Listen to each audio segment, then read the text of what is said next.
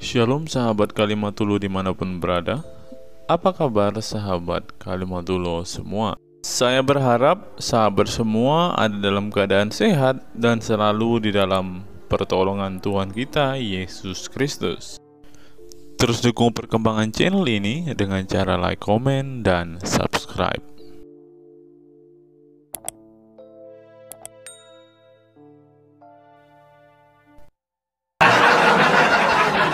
Iya, karena bang, karena ilmu tauhid ini sebelum Islam turun, Nabi Muhammad yang namanya kisah kan ini kan, kisah Nabi Muhammad mempelajari tentang tauhid sebelum Islam turun. Ya, itulah yang makanya di situ ada kitab Taurat, Zabur, Injil. Tapi katanya tadi Muhammad Tuhan, gimana nih? Enggak, ini kan ini tadi cerita, Muhammad cerita. Tuhan. Itu cerita. Nah, cerita. ini salah satunya nih. Nah, ini salah satu. Pakai koko, ya kan? Terus nyanyi-nyanyi, joget-joget. Inilah. Nah, ini akibat menerapkan syariah ini kayak gini. Ini akibat memperjuangkan syariah ini jadi kayak begini nih. Ini dari Afghanistan ini. Berat ini saudara-saudara. Aduh. Makanya teman-teman cobalah ya, janganlah, nggak usah gila gitu loh. Jadi kalau kalian pengen terapkan syariah, kemiskinan, korupsi, khilafah solusinya,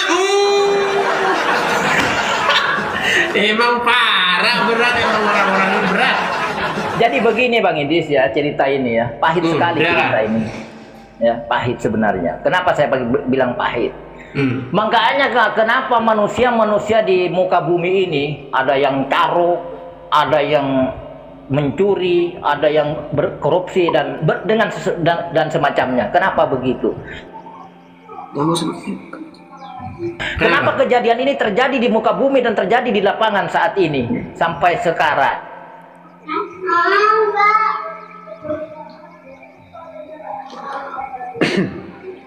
Ali, Anda macet-macet lagi nih. Kenapa ini? Ya, silakan Jeffrey. Apa yang ingin disampaikan? Jangan diingkari. Nanti dulu, aku mau ngeliat Bang Aldi dulu. Ya, silakan. Ini sudah mengakui Muhammad itu Tuhan, Muhammad belum mati, dan Muhammad itu adalah apa tadi Aldi? Coba Anda ngomong sendiri, nanti saya fitnah lagi dibilang. Ayo, silakan. Jadi kalau Nabi Muhammad bertuhan kepada Nabi Muhammad, Muhammad dikatakan mati, jangankan matahari bang, akan padam juga apabila Tuhan itu mati, ya. Karena Tuhan adalah sebagai penjaga alam semesta ini, baik manusianya dan siapa Tuhan itu? Dan Tuhan itu adalah Muhammad, betul? Iya betul. Iya betul. Makanya apa dikatakan di Alkitab, di hadis lain, seandainya bukan karena kau Muhammad, kujadikan langit dan bumi, kata Allah. Ya. Makanya karena engkaulah kuciptakan langit dan bumi serta isinya, karena engkau Muhammad, kata Allah.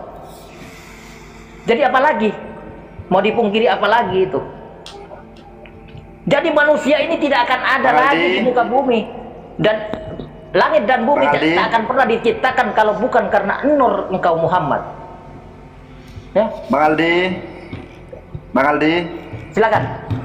Bang Aldi, ya silakan. Bang Aldi, ya silakan bang. Kalau ucapan Anda itu di hadis itu benar, tidak akan terciptanya langit dan bumi ini kalau Nabi Muhammad tidak mau diciptakan, betul.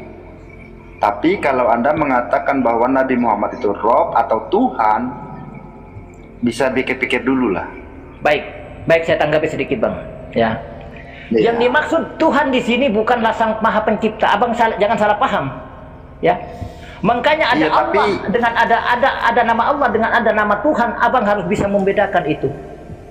Yang dimaksud nama Allah di sini adalah Pencipta langit dan bumi. Di sini,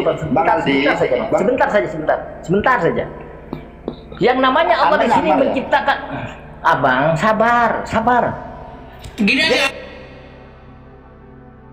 Jeffrey, coba cek dulu keislamannya. Siapa tahu dia nyamar loh. Siapa tahu dia nyamar menjelek-jelekan Islam kan? Betul nggak? Cek dulu aja keislamannya, yuk. Silakan. Jadi buat apa saya bang mengingkari hanya ucapan saya Islam? Apa untungnya sama saya? Hah? Iya. Apa untungnya sama saya? Cuman kebanyakan saya katakan dari tadi bang, kebanyakan orang Islam tidak memahami kata Allah dan tidak memahami kata Tuhan. Nama Allah di sini adalah sebagai pencipta langit dan bumi serta isinya. Betul. Sedangkan nama Muhammad penjuru selamat baik di dunia maupun di akhirat. Betul. Betul. Lah iya apalagi mau ditolak apa lagi? Iya, tapi kalau Lah kan? kalau Nabi Jangan Muhammad tapi-tapian itu bang, jangan tapi-tapian. iya, kalau Nabi Muhammad itu dikatakan Ini tentang sebagai Tuhan, iman ada bang. salah, Ini loh, tentang Bang. iman abangku, bukan Iya, masalah betul. tapi-tapian. Kalau Ya. di Nabi Muhammad itu disebut nama Tuhan itu salah. Kalau Nabi Muhammad disandingkan Rob itu berarti kita itu memuliakan loh bang. Jadi dia Rob nggak?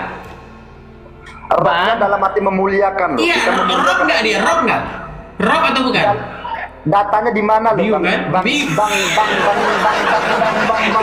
Ini makanya saya bilang mereka ini benar-benar pelit. Jadi Muhammad Rob nggak? Ini selalu modal ketawa, modal congong. Bukan Jeffrey, kamu ditanya pertanyaan simple. Jadi Muhammad itu Rob atau bukan? Rob dalam arti memuliakan. Oke, berarti Rob. Memuliakan, betul. Memuliakan. Berarti Rob ya? Memuliakan. Memuliakannya Rob. Bahasa Arabnya apa? Bahasa Arabnya?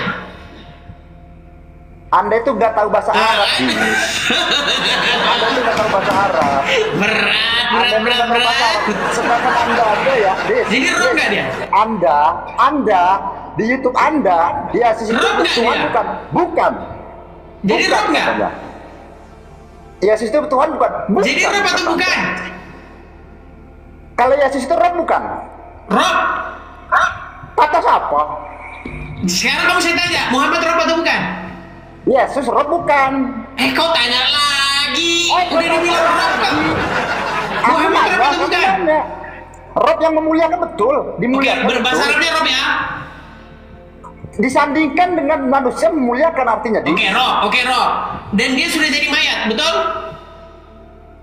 Yesus juga jadi mayat kok. Enggak, ke Muhammad dulu aja. Berarti dia sudah jadi mayat, betul? Yesus aja jadi mayat betul. Sama Yesus juga jadi mayat.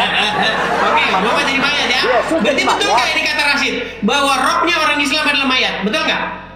Ya bukan lah. Yesus yang jadi mayat itu. Yang jadi mayat Yesus. Kalau kata Mail, Yang jadi mayat itu Yesus, Dis. Anda harus tahu, Dis. Yang jadi mayat itu Yesus. saudara-saudara. Itu yang gantungan. Anda harus tahu. Jangan Jadi berbuat gini teman-teman. mayat. Ketika Anda ini ditanya ya, memukul diri Muhammad Anda itu sendiri Rob? loh sebenarnya. Iya, Muhammad Rob. Anda ini memukul diri Anda sendiri. Sekarang mengatakan apakah Muhammad itu sudah jadi Rob. mayat? Iya, Muhammad sudah. Berarti Rob Padahal kalian Pak- adalah mayat? Bingung Yesus langsung on off. itu loh. Sebentar. Yesus itu Oh, bukan yang Rob. mayat. Pencet off, pencet on off. Yesus itu yang jadi mayat kalau Anda tahu. Dengar ya. Karena apa? Seandainya Karena di dengar Jeffrey. Yohanes nomor Seandainya 5:30, Yesus itu tidak ada, bangkit. "Aku Dengar tidak dulu. bisa berbuat Seandainya Yesus apa-apa tidak tanpa bangkit Allah." mengalahkan maut, saya setuju dengan kamu bahwa kami penuhan mayat. Gimana? Jika seandainya Yesus tidak bangkit mengalahkan maut, maka kami sama dengan kalian penuhan mayat. Ya, tapi hebatnya Yesus bangkit, Yesus dia yang mengalahkan ditangkap, maut, kok. dia hidup. Makanya kami nggak menuhankan Yesus mayat. ditangkap, Bis. Secara akal sehat loh, Bis. Yesus tuh ditangkap, disalib, ditumbak. Pikirkan Bangkit, coba. Yesus bangkit, itu mengalahkan maut. dituhankan setelah Yesus itu mati. Yesus itu dituhankan Kalau setelah bangkit itu mengalahkan mati. maut gimana? Kan intinya tidak menjadi Gimana, Mas? mayat. Masa Tuhan digendong, disusuin, Tuhan. Masa oke, Rob kamu Muhammad nyusu nggak? Ya nyusu tapi itu utusan, Ya. bukan Tuhan. Jadi Rob kamu nyusu nggak? Rob kamu nyusu nggak? Semua nabi. Sebentar, saya tanya lu, Rob kamu nyusu nggak? Subhanahu wa ta'ala itu. Rob pasti kamu tidak nyusu nggak? Rob kamu nyusu nggak? Pasti Bingung, disusu. bingung,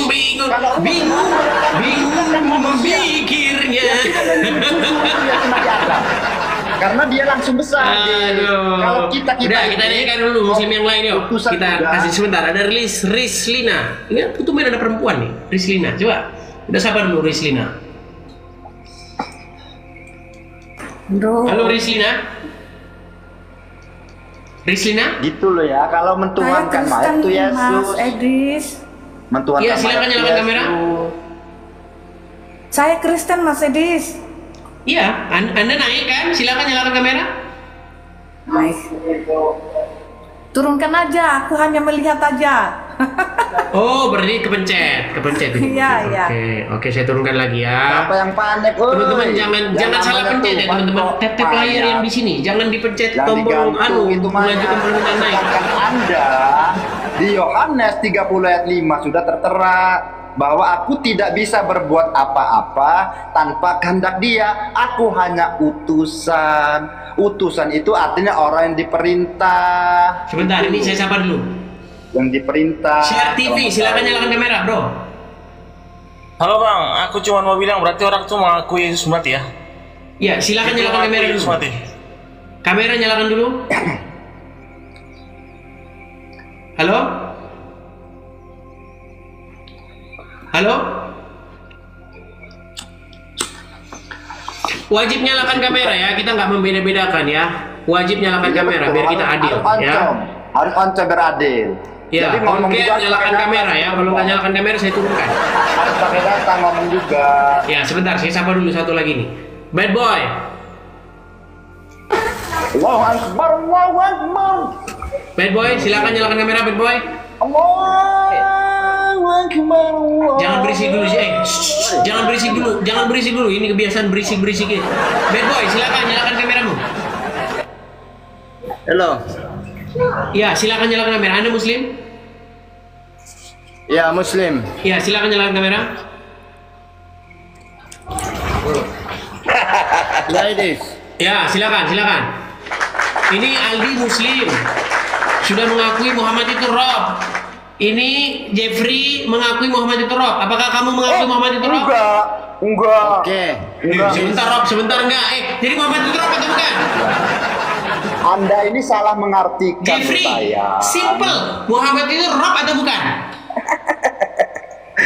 Artinya Rob itu Anda ini nggak ngerti bahasa Iya, Rob Indonesia. atau ya? bukan? Anda ini nggak bisa mengerti bahasa Oke Indonesia. lah, baik kita turunkan ya. Dia muter-muter, Ya, ditanya muter Rob atau dulu. bukan, muter aja. Coba, bad boy. Muhammad itu Rob atau bukan? Oke, saya mau tanya di sini. Rabi itu apa sebenarnya? Rabi itu sebagai Tuhankah ataupun sebagai Muhammad? Iya, Muhammad itu Rob. A, iya, B bukan. Jawab. Oke, kalau kau cakap Idris itu Muhammad itu Rob, itu karena Meninggal Muhammad itu dunia Tuhan. mereka. Pokoknya orang Islam kalau ditanya siapa Rob kalian bingung. Bukan bingung, kau dengar dulu. Oke, sekarang saya tanya, Muhammad itu Rob atau bukan? Dengar dulu, kasih habis dulu saya bercakap. Simple. Kau bercakap. Muhammad itu Rob atau bukan? Muhammad itu bukan Tuhan. Saya Rob kasih atau tahu. bukan? Rab bukan Rob. Bukan Rob. Rab artinya kemaksudan. Berarti dia bukan Rob. Sebentar. Berarti dia bukan Rob. Muhammad bukan, kalau Muhammad bukan Tuhan. Yang ditanya Rob atau bukan? Rob. Dia Rob atau bukan? Dengar dulu. Rab ini kalau Meninggal dunia. Pokoknya kalau ditanya Muhammad Rob atau bukan, pusing mereka, pusing. Sampai hari ini kalian masih bingung siapa Rob kalian. Sampai hari ini. tidak. Si Yusuf Pei ditanya, Jangan dulu. Yusuf, Muhammad itu Rob atau bukan? Ya, Rob. Jangan Rasid dulu. ditanya, Muhammad itu Rob atau bukan? Ya. Yang Dengar satunya dulu. bukan. Kau mau sejenak macam mana Bani? On Kau mau off. saya On didengar. off. Tapi kalau Muhammad orang lain on dulu bercakap, hari ini tidak sebagai mau Rob dengar. on. Macam mana? Muhammad off lagi dulu, off. Tidak begini, Dis. Kita bisa bercakap. Kemaksuran kau Memang ini. berat sudah kalau kayak begini. Dengar dulu. Kau mau menang saja macam mana? Iya, Kita mau- makanya simpel aja kita jawab mau seperti diskusi. saya. Muhammad itu Rob, iya atau bukan? Bukan. Oke, Kalau berarti Muhammad- pernyataan dengar Yusuf PI dulu. bahwa Muhammad itu Rob sesat. Dengar dulu. Apa yang saya cakap. Terima kasih yang kasih Dengar giftnya. dulu. Terima kasih teman-teman. Kau mau saja yang saya dengar, tapi kau tidak dengar seperti Enggak, saya tanya dulu. Berarti pernyataan Yusuf PI yang mengatakan Muhammad itu Rob adalah pernyataan sesat? Tidak, dia bilang Muhammad itu Tuhan. Itulah saya kasih Iya, habis dia dulu, bilang saya Muhammad itu cakap. Rob. kalau Muhammad itu Rabb bermana bukan Rabb itu Muhammad. Jadi Muhammad itu Rabb atau bukan? Hah? Bukan. Jadi Muhammad itu Rabb atau bukan? Apa tuh? Aduh, udah pusing ya saudara-saudara. Pusing. Saya tanya sama Aldi. Dengar dulu. Sebentar, saya tanya sama Aldi nih. Aldi, Anda seorang Islam? Tidak payah kau tanya dia. Sebentar, saya tanya Aldi dulu. Sabar dulu. Sabar dulu. Aldi, Anda Muslim? Ya. Apakah Muhammad itu Rabb? Ya. Tuh, jelas kan? Di mana dalilnya Muhammad Rabb? Silakan, Aldi. Anda ditanya. Jadi begini abangku sayang, makanya jangan nekat naik ke atas ya. Saya sudah 2 hari lepas saya memperingati orang di bawah. Sampai sekarang ini saya memperingati orang di bawah jangan naik kalau memang Muhammad tidak dipertuhankan, biar tak terjepit di atas. Ya. Jadi begini abangku. Jadi bunyinya 2 kalimat syahadat abang sudah cukup menjelaskan. Asyhadu alla ilaha illallah. Aku bersaksi tiada Tuhan selain Allah. Ya. Aku bersaksi di sini abang harus benar-benar memperlihatkan dengan mata batin. Jangan mata zahir perlihatkan ya. Silakan. Tak akan pernah melihat mata batin karena abang kalau melihat wujudnya Allah itu akan mati. Maka lihatlah dengan tunggu dulu saya perjelas. Nanti abang kasih puas. Saya sementara sudah. Wa asyhadu anna Muhammadar Rasulullah. Aku bersaksi, saya bersaksi ini saat ini bahwa Nabi Muhammad itu adalah pengganti takhta kerajaan Allah. Itulah yang dikatakan Tuhan. Jadi Allah dengan Tuhan jangan samakan maknanya abangku. Allah, nama Allah itu merujuk kepada Sang Maha Pencipta langit dan bumi serta isinya. Tapi nama Tuhan bukan itu yang dimaksud Tuhan. Jadi harus abang bisa membedakan. Oke, jadi Aldi, jadi Muhammad itu Rabb atau bukan? Rabbi. Jadi dia Rabb? Ya, betul. Oke, sekarang saya tanya, baik boy, Muhammad itu Rabb atau bukan? Bukan. Nah, yang mana Rabb kalian? Makanya saya bilang, sudahlah kalian muktamar dulu lah. Enggak, kalian konsili dulu lah. Kalian udah berapa tahun jadi agama, ditanya Rabbnya siapa bingung. Kenapa kalian masih bingung ditanya Rabbnya siapa? Satu bilang Muhammad, satu bilang bukan. Aduh, belum ketemu siapa Rabbnya. Siapa Rabb kalian? Dengar dulu saya punya penjelasan dulu. Udah tahun 2024 orang Islam ditanya siapa Rabbnya bingung. Ditanya siapa Rabbnya bingung. Nah, kalian gini aja lah. Kalian rapat dulu, sebentar. Kalian bentuk dulu konsili, panitia, muktamar akbar Islam sedunia. Kalau ada pertanyaan dari orang Kristen, siapakah Rabb kalian? Nah, jawabannya jelas. Jangan satu bilang Muhammad, satu bilang Allah dan Muhammad, satu bilang Allah saja, satu bilang Muhammad saja. Brother. Idis, banyak yang menuntun dengan kamu 2 orang, tapi kamu tidak mau kasih habis apa yang saya mau cakap.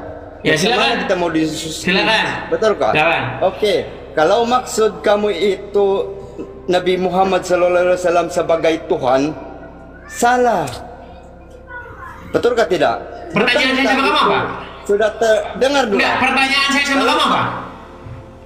Tidak, bukan ke kau berapa kali saya ikut dari kau Muhammad. Satu kali lagi saya tanya, kalau enggak saya ganti. Pertanyaan saya sama kamu apa? Memang kau mau kalah sudah nih. Kau mesti kalah sudah. Gini ya, ulangi aja. Apa pertanyaan saya kepada kamu? Oke, kau bercakap Rabb. Oke, Rabb itu sebagai apa? Kau bilang. Apakah Muhammad sebagai Rabb? Tuhan ke apa? Apakah Muhammad Rabb? Hah? Apakah Muhammad itu Rabb? Dibandingkan kau cakap itu Rabb Tuhan, bukan dia Tuhan. Muter-muter kau ditanya apakah Muhammad itu Rabb, muter macam ular kau kejepit pintu dapur. Jadi begini saudaraku yang di bawah, sebentar Bang Idis ya. Silakan. Jadi begini saudaraku yang di bawah, tolong jangan naik ya sebelum Anda mengakui Muhammad itu bukan Tuhan. Ya, karena apa? Di sini membingungkan sama Bang Idis. Sedangkan Bang Idis pertanyaannya itu saja. Jadi mohon yang di bawah kalau tidak mempertuhankan Muhammad jangan naik. Itu aja. Silakan. Oke, kita sapa dulu ya. ada untuk Nusantara, kemudian ada Ari Lubis. Ya, silakan nyalakan kamera semua teman-teman supaya kita sama-sama fair ya. Silakan nyalakan kamera. Wajib ya, wajib menyalakan kamera. Silakan. Ali Lubis, kemudian untuk Nusantara silakan nyalakan kamera. Untuk Nusantara. Peteng. Oke, ya baik, silakan. Boleh ya? Silakan. Sebentar. Kita pakai headset dulu. Oke, silakan. Apa? Mungkin sambil menunggu untuk Nusantara, silakan Ari Lubis, silakan. Saya cuma mau ngomong. Oh, silakan untuk Nusantara. Tapi tidak kelihatan wajahnya untuk Nusantara. Coba agak ini sedikit. Ya, silakan. Kita untuk menghindari hujatan, untuk menghindari kata-kata yang tidak bertanggung jawab, menyalakan kamera adalah sebagai tanda bahwa apa yang kita ucapkan itu kita pertanggungjawabkan di hadapan hukum yang berlaku di negara kita tercinta ini. Silakan. Yuk. Jadi menurut saya kenapa sekarang banyak pemahaman-pemahaman baru, walaupun dari Mas Edis ini adalah pemahaman baru yang pakai logika banget. Jadi saya sangat setuju dengan channelnya Mas Edis memang. Dan saya untuk melihat Mas Aldi ini juga benar juga, Mas Lobi juga benar. Jadi sekarang ini manusia semakin menggunakan logika. Jadi dulu begitu ajaran itu dikasihkan ke kita, itu kita cuma dikasih globalnya saja, nggak ngerti sampai logikanya bagaimana, nggak nalar sama sekali, itu kita langsung terima saja. Dan ini sekarang mulai dibuka dengan adanya Mas Edis membuka seperti ini. Seharusnya orang Muslim itu ikut berterima kasih juga, ya. Oh, tapi sebentar, untuk Nusantara apakah Anda Muslim? Saya Muslim, tapi saya sudah seperti Mas Aldi kayaknya, ya. Jadi kayaknya saya nggak nalar, sudah nggak nalar semua ajaran-ajaran Muslim itu kalau menurut saya. Ya berarti kurang sampean nih, Pak. Enggak juga. Ya gimana? Itu. Berarti setengah-setengah lah. Itu terserah semua lah. Iyalah. Nah, apakah untuk Nusantara sudah on the way meninggalkan Islam? Ya nggak bisa kalau katanya Mas saya sudah itu ya. 2020 saya sudah enggak mau madep ngulon lagi. 2021 saya udah enggak mau pakai ayat-ayat itu lagi. Ya, berarti sampai bukan saya Islam lepas hijab saya. gitu. 2023 saya udah buang orang saya. Dibayar berapa? 2024 saya ogah ikut puasanya gurun. Ya berarti sudah keluar dari Islam ini. Kita kasih tepuk tangan dulu kepada Bu Nusantara yang sudah meninggalkan Islam. Tapi sudah total meninggalkan Islam atau masih sedikit-sedikit percaya? Mbaknya minum dulu mbaknya ya. Mas Lobi, kalau bukan Mas Islam Lobi, jangan aku Islam begitu. Orang saya mulai berkesadaran justru karena Mas Lubis, dengarkan saya dulu, nggak usah sok nyuruh saya diam ya. Karena selama ini gini ya. Kenapa semua ini terjadi? Karena juga berawal dari Islam sendiri. Bukan gini aja sekarang baik. Orang lain. Nyambanya siapa sekarang? Ketika orang Islam yang sok merasa paling suci terus mengatakan orang Indonesia dulu nyembah batu. Sekarang semuanya mulai berpikir. Mbaknya jangan ngaku Islam kalau bukan Islam. Non Islam yang ngaku non Islam gitu loh, Mbak. Ada lagi mengatakan kepada Kristen, kamu nyembah jemuran. Itu sangat, walaupun saya dulu masih Muslim, itu saya sangat nggak setuju dengan kata-kata seperti itu. Nggak boleh gitu loh. Mereka menyembah siapa, kita menyembah siapa, itu harus saling menghargai. Kalau orang tapi gini Bu Nusantara, apa yang membuat Anda meninggalkan Islam nih? Saya tahun 2016 mulai mendirikan grup WhatsApp Tadi membaca kamu ngaku Quran Islam, satu sekarang hari kok satu malah juz. bukan Dengarkan dulu, Islam. Lubis. Wah, ngaco. Dengarkan dulu, Lubis. Ya enggak lah. Ya tertepulah hati kami. 2016 saya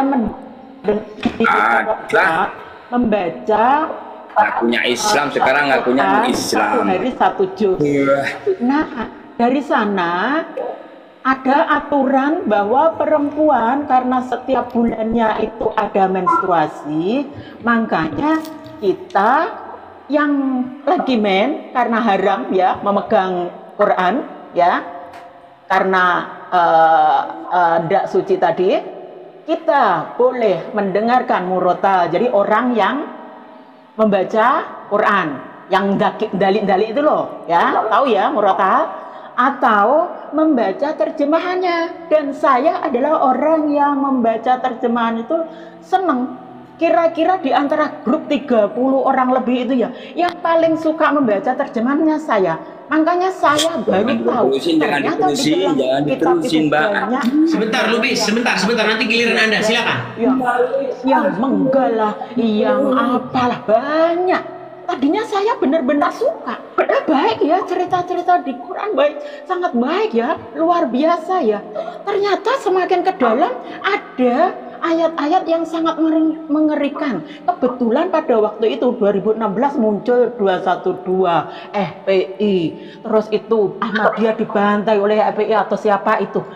Saya langsung logika saya, pantas para radikal terus ngebom itu, ya kan? Nah, itu logika. Oh, jadi intinya yang membuat Anda meninggalkan Islam adalah ketika Anda membaca terjemahan Al-Quran. Nah, itu salah satunya. Dan banyaknya Muslim yang tidak berpancasila, itu membuat saya sangat kecewa. Karena kita seharusnya sebagai orang Indonesia, Pancasila itu di atas segalanya, di atas agama. Agama itu cuma golongan, ya. Pancasila itu adalah hukum paling dasar di negara Indonesia, paling atas ya. Oke, baik. Oke, pesannya sudah kita dapatkan. Kita giliran dulu ya, Pak, kasih Pak Lubis ya. Nah, terima kasih. Ya, silakan Pak Lubis, apa yang ingin Anda sampaikan? Halo?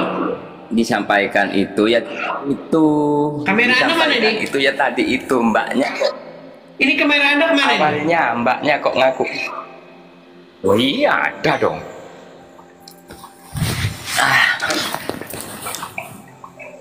Kata mbaknya itu loh tadi, awalnya Islam, belakangannya Kristen, gimana ya?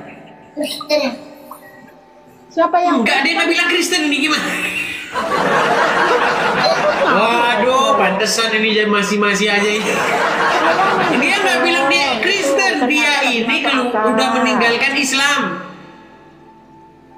Iya, apa? Ikut apa? Ya nggak tahu, pokoknya dia meninggalkan Islam. Iya itu bang. Ikut siapa terus di tengah-tengah laut segara? Kenapa nggak boleh? Kenapa nggak boleh? Ya boleh aja. Saya sebut bahwa Pancasila itu harus di atas segalanya. Jadi agama itu cuma Oke, baik. Oke, baik. Hanya itu Ibu Nusantara? Saya aja sementara. Oke, baik. Kita ganti ya, kita lukir ya, karena ada suara anak-anak ini. Oke? Oke, makasih Ibu Nusantara ya, karena ada suara anak-anak ya. Saya turunkan dulu ya. Bukan, nggak ada suara anak-anak di saya. Itu suara anak-anak ada di siapa? Lubis kira-kira. Oh iya, si Lubis ini ternyata. Bukan, Lubis. Kita turunkan dulu aja si Lubis. Jangan ada suara anak-anak teman-teman. Iya, Ibu Nusantara. Akhirnya singkat cerita Anda meninggalkan Islam ya. Bagaimana ini dengan orang-orang yang ngomong di kolom komentar nih kalau Anda katanya pura-pura ini? Coba apa buktinya kalau Anda dulu mantan Muslim? Silakan.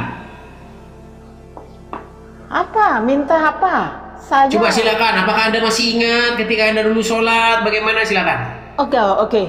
Saya begini ya. Saya ceritakan betapa saya sangat setia banget ya sama barisan itu.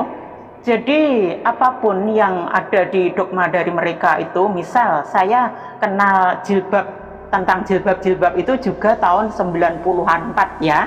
ketika saya kuliah di Jawa Timur itu, nah di sana banyak gerombolan apa itu udah Wahabi itu udah nyerang Indonesia ya, dengan yang pakai cadar-cadar itu ya. Jadi yang pakai pakaian besar-besar itu sudah mulai merambah ke universitas terkenal Indonesia. Bukan, maksud saya begini, Bu untuk Nusantara, gini. Maksud saya begini, yang saya tanyakan kepada Anda, kira-kira apa yang bisa meyakinkan para penonton bahwa Anda dulunya adalah seorang muslimah?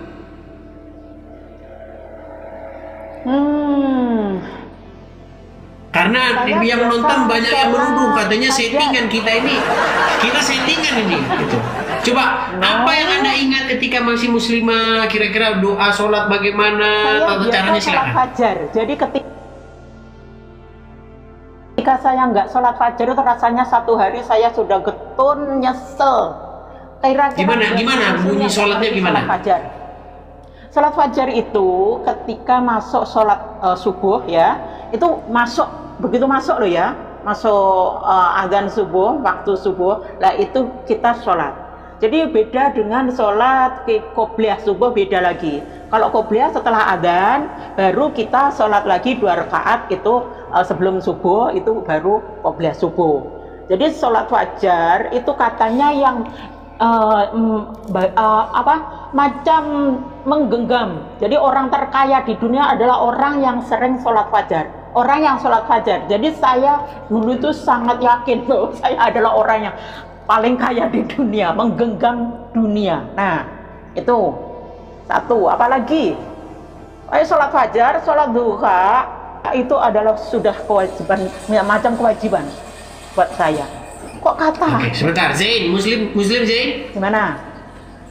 Muslim, brother. Ya, coba silakan. Anda konfirmasi dulu lah untuk Nusantara ini. Karena banyak yang menuduh katanya kami settingan nih. Coba bener-bener nggak dia mantan Muslim? Silakan. Ya, dia lah, itu kan hak dia, ngapain juga. Berarti Anda sudah yakin bahwa dia bekas Muslim ya? Nggak tahu juga, kenal juga kagak. Artinya Anda tidak menyaksikan bahwa dia mantan Muslim? Nah tidak lah, orang kenal juga kagak. Oh budak amat sih, kagak kenal gua.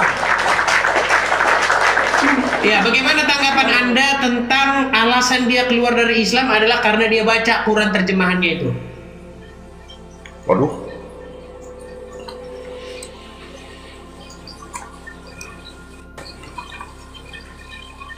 Coba diterangin. Silakan untuk Nusantara. Terangin apa lagi nih? Tadi nggak dengerin ya? Tadi nggak dengerin ya? Nggak, baru masuk. Wah, harus mulai lagi Mas Edis. Oke, kalau begitu saya lanjutkan saja dengan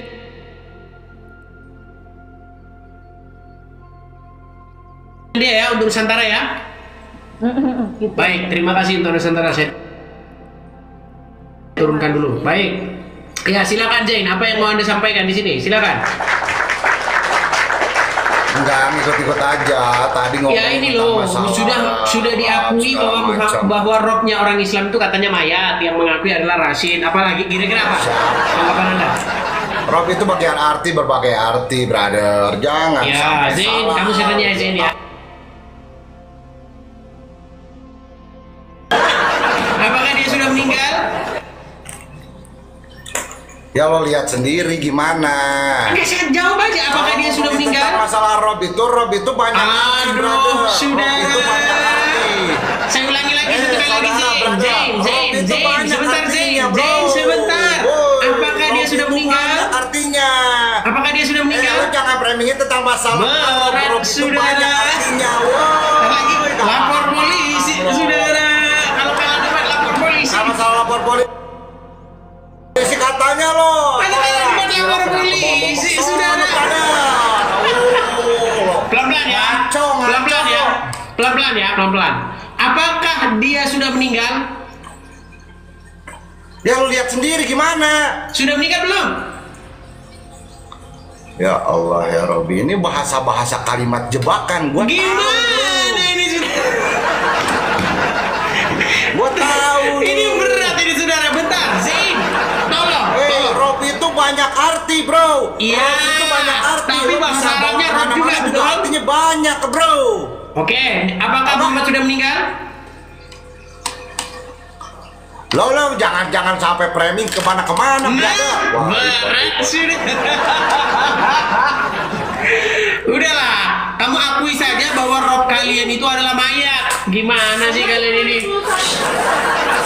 Waduh, parah. Jadi yang menuhankan mayat adalah kalian. Mayat dijadikan rob. Gimana kalian ini? Aduh. Parah. Lu kok parah sekarang saya tanya? Bener gak? Apakah Muhammad sekarang dia hidup atau sudah jadi mayat?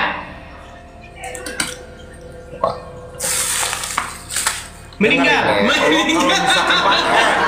Agak kok. Sebentar, saya tanya dulu. Rob itu banyak arti, Apakah dia sudah jadi mayat? Woi, Rob itu artinya banyak, woi. Ya, apakah dia sudah jadi mayat? Paham. Sekali lagi saya tanya. Banyak artinya. Kau merokok, kau merokok. Jangan merokok dulu. Kena peringatan itu. Wow. Kena peringatan. Oke, sekali lagi nih Zain. Apakah Muhammad sudah menjadi mayat? Pakai waktu ya. Apakah Muhammad sudah menjadi mayat? Pakai waktu ya sebelah ya. Oke lah, kita turunkan saja ini. Ini orang nggak nyambungan ini. Berat nih saudara-saudara ini. Aduh, berat. Ayo silakan muslim yang lain naik yuk. Dikit-dikit nanti lapor polisi ini. Lapor polisi kamu ya, lapor ya. Kalau buat lapor polisi sudah ada. Aduh, kalah depan lapor polisi. Ayo, bro, siapa namamu nih? Ya. Bentar. Oh, perempuan. Ya, silakan nyalakan kamera. Halo Bang Edis. Halo, saya panggil siapa ini? Handayani. Handayani, saya panggil Yani saja ya. Yani sudah menyimak dari tadi Yani? Udah. Oke, Yani, tolong Yani buatlah diskusi kita ini tidak berbelit-belit dan panjang lebar, ya. Oke, Yani. Salam toleransi dulu, Bang. Apakah Anda setuju dengan pernyataan Uni Rifa, Yusuf PI, Rashid, Gus Wafi, dan teman-teman Muslim lain yang mengatakan bahwa Muhammad itu rob? Saya jawab ya, tapi jangan dipotong Bang. Silakan. Gini ya Bang, Abang tanya kalau selama mereka itu Muslim dan beragama Islam, jawabannya pasti sama Bang. Pasti sama. Apa jawabannya? Apa jawabannya Rob? Bentar. Saya sudah bilang jangan dipotong. Silakan. Ya, jangan dipotong. Jawabannya bakal sama. Karena rob itu banyak arti, pasti jawabannya itu. Iya, jadi rob atau tidak? Oke. Sebelum saya menjawab abang antara ya dan tidak kan, saya boleh tanya abang nggak? Satu aja. Aduh, sebentar dulu, Yani. Pertanyaan saya simpel. Pertanyaan saya simpel. Apakah Anda setuju dengan mereka bahwa Muhammad itu adalah rob? Rob yang gimana dulu artinya? Setuju atau tidak? Yang rob gimana dulu? Nggak tahu saya, pokoknya mereka bilang Muhammad rob. Gini ya Bang Edis, video abang yang sama Bang Rashid ada di saya, yang sama Bang Yusuf ada di saya. Mereka menjelaskan rob itu tergantung artinya. Oke, jadi dengar kata Ustadz Yusuf dan Abang Rashid semua sama. Muhammad itu bisa dikata dengar. Aduh, ditanya Muhammad rob atau tidak? Jadi Muhammad itu rob atau tidak? Dikatakan rob. Oke, rob. Oke, rob ya. Tapi bukan dituhankan ya. Iya, tapi rob ya. Rob. Oke, rob. Oke, baik. Karena kita kunci. Muhammad adalah rob. Oke, kita kunci ya. Kita kunci. Baik. Premis pertama, Muhammad adalah rob. Premis kedua. Sebentar. Itu kesimpulan pertama ya, Muhammad adalah rob. Sekarang kesimpulan kedua. Apakah Muhammad sudah menjadi mayat? Sebentar Bang, ini tadi Abang sudah kasih saya pertanyaan pertama sudah kita simpulkan, sudah kita simpan. Iya. Muhammad adalah rob, oke? Oke. Saya ajak orang Islam biar cerdas. Saya ingin mencerdaskan kalian, oke? Premis pertama, Muhammad adalah rob. Premis kedua, apakah Muhammad sudah menjadi mayat? Saya bisa menjawab Abang. Apakah Muhammad sudah menjadi mayat? Saya bisa menjawab Abang. Silakan. Gini Bang, satu pertanyaan Abang saya menjawab, satu pertanyaan saya Abang jawab. Bisa? kalau abang benar-benar otaknya pintar. Apakah Muhammad sudah menjadi mayat? Dijawab dulu, mayat atau tidak? Abang tadi sudah kasih saya satu pertanyaan. Sekarang saya kasih abang satu pertanyaan. Ini bukan pertama kali saya naik ke rumah abang. Ini bukan pertama kali saya naik ke rumah abang. Tapi abang pernah menurunkan saya karena apa? Karena abang tidak bisa menjawab saya. Saya simpel Handa ini. Apakah Muhammad sudah menjadi mayat sekarang atau tidak? Kalau orang meninggal itu mayat apa enggak? Oke, berarti mayat. Oke, baik, udah. Premis pertama, Muhammad adalah roh. Premis kedua, Muhammad adalah mayat. Berarti kesimpulannya roh kalian adalah mayat, betul? Enggak, sebentar. Kesimpulannya roh kalian adalah mayat, betul enggak? Edis yang ngomong ya. Aduh. Edis yang ngomong ya. Roh kalian mayat enggak? Mayat enggak roh kalian? Itu tadi udah dijawab kan sama Edis. Dengar. Selamat pagi Pak Polisi. Selamat malam Pak Polisi. Pak Polisi, hari ini terjadi perdebatan antara Islam dan Kristen dan terbukti bahwa itu rohnya orang Islam adalah mayat. Ini tidak bisa, ini penistaan. Penistaan ini, penistaan. Anda ya nih, kenapa sih kita kok berbelah-belit? Enggak bang, gini, saya sering menonton labnya abang. Dengar bang. Kalau abang kasih kesempatan orang lain, biar yang Kristen juga mengerti, biar yang Kristen juga tidak menyalahkan yang Muslim. Silakan. Dan tidak mengatakan kalau orang Muslim itu berat, saudara-saudara. Iya memang berat, orang Rasid saja sudah mengakui. Rasid sudah mengakui. Siapa yang rohnya adalah mayat, dia jawab Islam, kata dia. Oke, dengar. Nggak, sebentar dulu, saya tanya kan? Betul tidak video itu? Video itu betul tidak? Makanya saya jawab abang, tapi abang selalu motong. Bisa nggak kasih kesempatan saya? Saudara. Bang Edis, bisa nggak kasih? Silakan. Sekarang giliran saya ya Bang Edis. Abang Edis bersama Pak Ustadz Yusuf PI, saya nonton. Bahkan rekodnya pun ada di saya. Bersama Bang Razid, itu pun videonya ada di saya. Pernah kan? Mari kita simak apa yang diungkapkan oleh profesor dan cendekiawan muslim yang satu ini. Kita kutip dalil liputan 6 teman-teman. Quraisy Shihab mengatakan, tolong jangan pilih ustadz yang suka memaki. Kiai Haji Quraisy Shihab ibaratkan begini. Nah teman-teman, ternyata ada juga ustadz-ustadz yang suka memaki-maki teman-teman. Bisa jadi ini adalah salah satu oknum yang dikatakan oleh Habib Kribo tadi teman-teman, di mana mereka seakan-akan orang yang paling beriman, paling beragama, dengan kepalanya ada titik hitam dan juga jenggotnya sampai panjang ke lantai, kata Habib Kribo tadi kan teman-teman. Di era modern ini ketika ceramah agama mudah diakses melalui berbagai media, umat Islam dihadapkan pada pilihan beragama, ustadz atau penceramah yang dapat mereka ikuti. Namun tidak semua pendakwah menggunakan cara yang sejuk dan penuh hikmah dalam menyampaikan pesan agama. Menanggapi fenomena ini, wah ini ternyata sebuah fenomena nih teman-teman, berarti sudah sering terjadi nih teman-teman.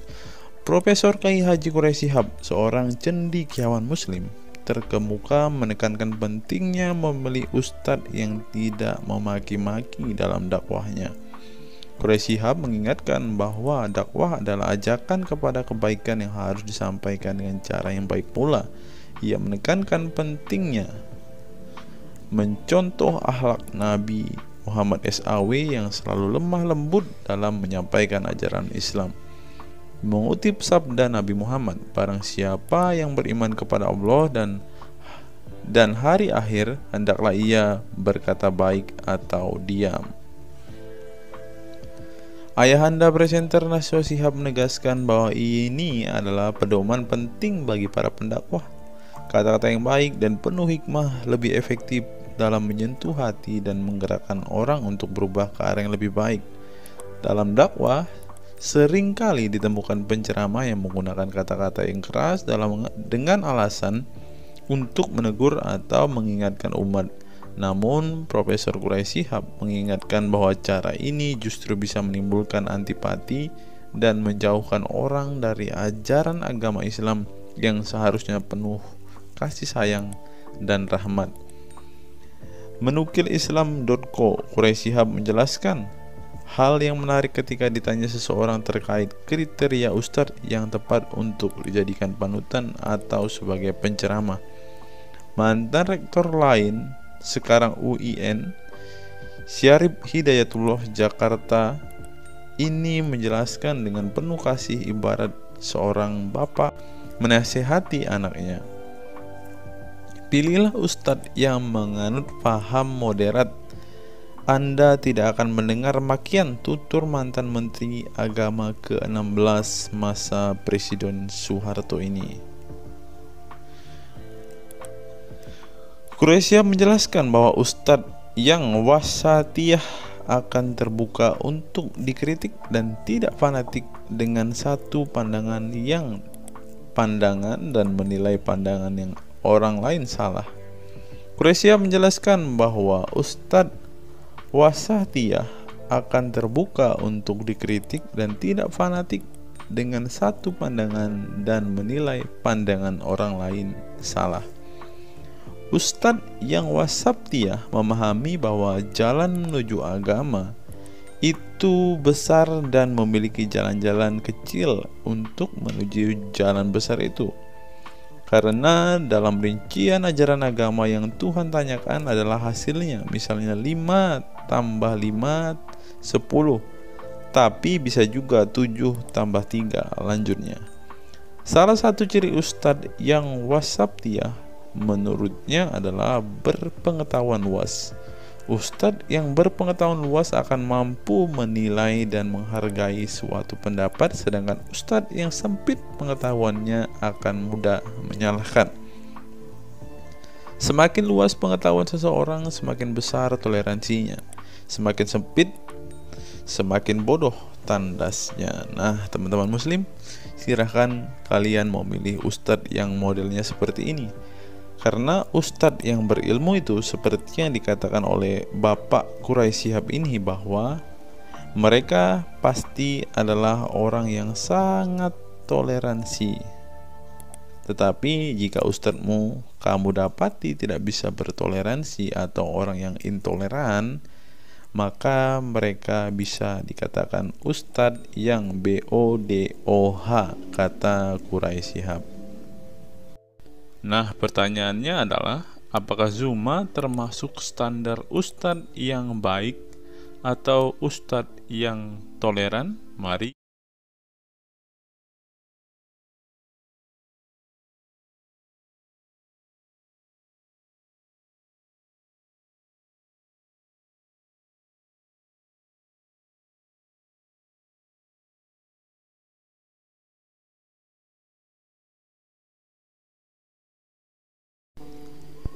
Google, mengapa Rasulullah disebut sebagai nabi penutup?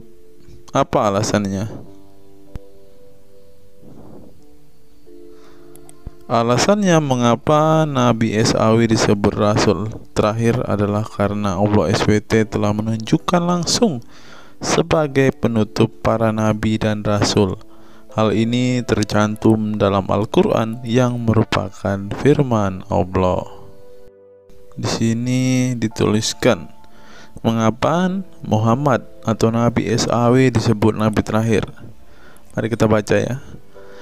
Katamul Anbiya merupakan salah satu julukan Nabi Muhammad yang berarti penutup para nabi, sesuai dengan firman Allah SAW dalam surat Al-Ashab ayat 40 yang berbunyi, artinya Muhammad itu sekali-sekali bukanlah bapak dari seorang laki-laki di antara kamu, tetapi dia adalah Rasul Allah dan penutup nabi-nabi, dan adalah Allah Maha mengetahui segala sesuatu. Nabi Muhammad SAW merupakan nabi terakhir yang Allah utus untuk menyempurnakan agama-agama sebelumnya. Al-Quran merupakan kitab Allah yang menyempurnakan kitab-kitab sebelumnya, sehingga tidak perlu ada kitab lain karena Al-Quran merupakan kitab Allah yang menyempurnakan kitab-kitab sebelumnya, sehingga tidak perlu ada kitab lain karena Al-Quran sebagai kitab terakhir. Maka dapat diartikan bahwa tidak ada lagi nabi setelah Nabi Muhammad SAW.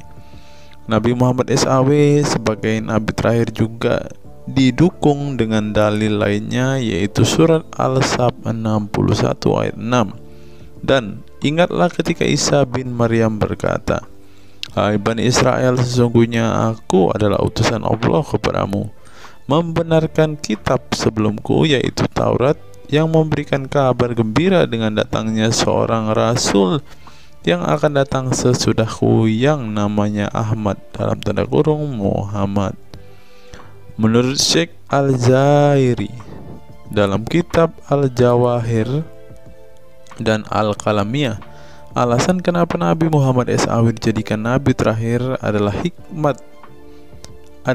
hikmah terputusnya para nabi itu untuk menyeru umat manusia agar beribadah kepada Allah, menunjukkan mereka ke jalan yang lurus dalam urusan kehidupan duniawi dan ukrawi, memberitahu kepada mereka tentang hal-hal yang tidak dapat dicapai oleh penglihatan mereka, dan memberitahu keadaan yang pemikiran mereka belum sampai, dan menetapkan dalil yang meyakinkan serta menghilangkan syubhat keserupaan yang tidak benar. Adapun hubungan dakwah Nabi Muhammad SAW dengan nabi-nabi terdahulu ialah terbangun atas dasar sebagai penguat dan penyempurna dakwah nabi-nabi sebelumnya. Oleh karena itu, semua para nabi selalu dibangun atas dasar dua pondasi utama, yaitu akidah, syariat, dan akhlak. Dari segi kaidah, dari segi akidah, semua ajaran yang dibawa oleh para nabi, mulai dari Nabi Adam alaihissalam sampai Muhammad SAW, adalah sama. Tidak ada beda antara nabi satu dengan nabi yang lainnya. Semuanya mengajarkan keimanan terhadap keesaan Allah SWT, yaitu dengan membersihkan dari segala sifat yang tidak layak baginya, dan mengimani adanya hari kiamat serta adanya surga dan neraka. Maka dari itu, semua para nabi menyerukan kepada kaumnya masing-masing antara dasar iman kepada Allah, dan semua para nabi setelahnya saling membenarkan ajaran yang telah dibawa oleh para nabi sebelumnya. Adapun dari segi syariat yang mengatur tatanan kehidupan masyarakat dan individu terhadap perbedaan dalam metode dan kuantitasnya antara satu nabi dengan yang lain. Hal itu disebabkan karena syariat tersebut dalam ranah pelaksanaan, bukan sebuah pengabaran seperti akidah.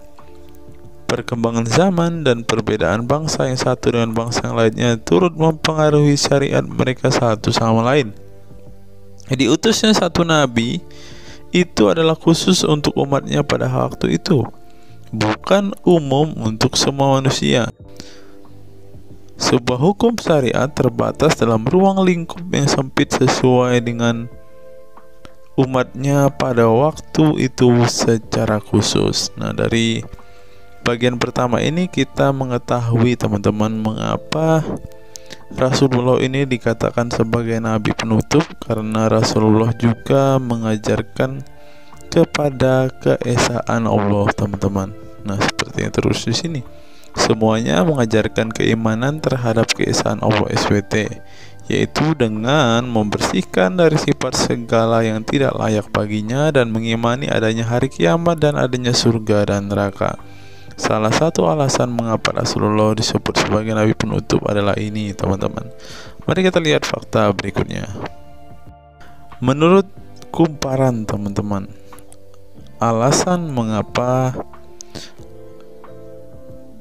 Rasulullah SAW disebut nabi terakhir, teman-teman, mari kita simak ya.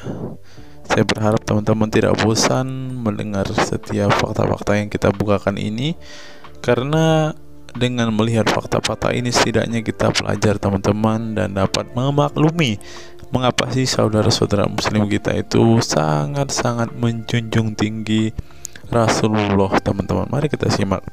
Nabi Muhammad SAW adalah nabi yang ke-25 dalam Al-Quran. Sebagai umat Islam, kita diwajibkan mempercayai bahwa tidak ada rasul lain setelah kematian Nabi Muhammad SAW. Sebenarnya mengapa Nabi SAW disebut Rasul terakhir? Bukan tanpa alasan Allah SWT memilih Nabi Muhammad SAW sebagai Rasul terakhir, sehingga kita dilarang untuk mempercayai bahwa adanya Rasul setelah Nabi Muhammad SAW meninggal dunia, bahkan sampai memiliki cara pandang berbeda dengan beliau. Nah, jadi teman-teman kita, saudara-saudara kita tidak percaya ada Nabi setelah Nabi Muhammad, teman-teman. Terlebih ada yang Nabi yang membawa ajaran-ajaran yang berbeda dari apa yang diajarkan oleh Rasulullah. Berikutnya, alasan dibalik Nabi Muhammad SAW disebut Rasul terakhir. Nabi Muhammad SAW ditunjuk menjadi Rasul terakhir Allah SWT dan mendapatkan Al-Quran yang merupakan kitab sempurna dari kitab-kitab sebelumnya. Nah, mereka percaya juga kitab mereka adalah kitab yang paling sempurna. Karena kitab-kitab sebelumnya tidak sempurna, maka disempurnakan oleh Al-Quran, teman-teman. Artinya, wahyu yang sudah diterima Nabi Muhammad SAW sudah terputus sejak beliau meninggal dunia. Ibnu Katsir menjelaskan, ini merupakan nikmat Allah Subhanahu wa Ta'ala yang terbesar atas umat ini. Allah Subhanahu wa Ta'ala telah menyempurnakan untuk mereka agama mereka, sehingga mereka tidak lagi membutuhkan agama selain agama mereka. Mereka tidak pula membutuhkan nabi selain nabi mereka. Oleh karena itu, Allah Subhanahu wa Ta'ala menjadikannya sebagai penutup para nabi. Allah Subhanahu wa Ta'ala mengutus beliau kepada manusia dan kepada jin. Nah, jadi teman-teman, Rasulullah juga bukan hanya dikirim kepada umat muslim, kepada manusia-manusia yang percaya dan memutuskan untuk memeluk agama Islam saat ini, ternyata juga kepada para jin, teman-teman. Allah Subhanahu wa Ta'ala berfirman, artinya Muhammad itu sekali-kali bukanlah bapak dari seorang laki-laki di antara kamu, tetapi dia adalah Rasulullah dan penutup nabi-nabi, dan adalah Allah Maha mengetahui segala sesuatu. Dikutip dari buku situs-situs dalam Al-Quran oleh Syarifuddin El-Fikri, para ahli bahasa memberikan makna terhadap kata ma dalam surat Al-Ahzab ayat 40 dengan al-istitsaku wal ma'u, yang artinya memastikan dan menolak sesuatu. Sehingga Al-Quran menyebutkan bahwa Nabi Muhammad SAW sebagai khatam an-nabiyin, artinya pasti tidak ragu beliau seorang nabi terakhir dan menolak orang mengaku di kemudian hari. Adapun alasan dibalik Nabi Muhammad SAW sebagai Rasul terakhir dijelaskan oleh Syekh Al-Zairi dalam Al-Jawahir Al-Kalamiyah. Sebenarnya Nabi kita Muhammad dikatakan sebagai penutup para nabi itu hanya karena sesungguhnya hikmat terputusnya para nabi itu menyeru umat manusia agar beribadah kepada Allah, menunjukkan mereka ke jalan yang lurus dalam urusan kehidupan duniawi dan ukhrawi, memberitahu kepada mereka tentang hal-hal yang tidak dapat dicapai oleh penglihatan mereka, dan memberitahu keadaan yang pemikiran mereka belum sampai, dan menetapkan dalil yang meyakinkan serta menghilangkan syubhat-syubhat keserupaan-keserupaan yang tidak benar. Karena itu umat manusia tidak memerlukan lagi kepada nabi sesudah Nabi Muhammad, sebab syariatnya telah mencapai batas kesempurnaan.